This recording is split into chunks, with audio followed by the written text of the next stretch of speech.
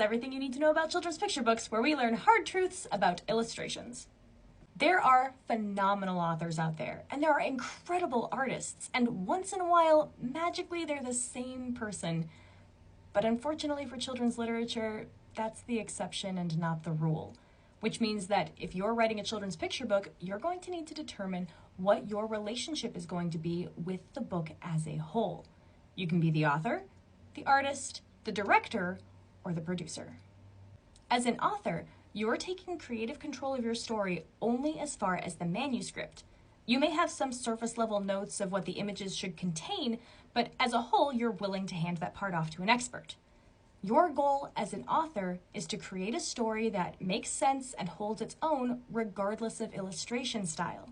You want an agent or publishing house to see the value in your story without any kind of illustration to back it up.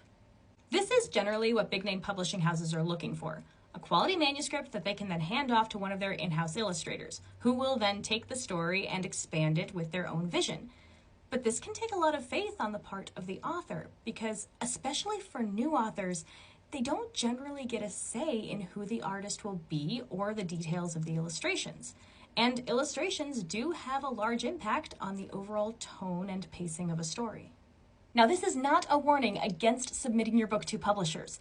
Their in-house artists are professionals who love children's books, and they will take your story and make it broader and engaging and beautiful. You just have to understand that once your book is picked up by a publisher, you're putting your faith in that publisher to then pair it with the right illustrator. This is the avenue that most children's book authors are going to take, and honestly, it's the one most children's book authors should take.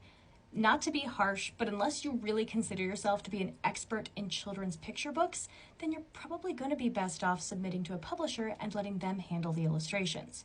But that's great news for you, because free from the burden of the illustrations, you finally get to sit down and write your story. And don't worry if there are parts of your story that rely heavily on a specific thing happening in the illustrations. Don't feel like you have to now go add that extra description to the manuscript itself.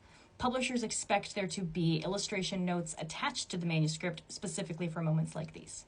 However, if you have a very clear understanding of what you want your illustrations to look like, and you feel very strongly that keeping to this creative vision is what's best for the story, then stick around, because we're going to talk about your other options in the next video.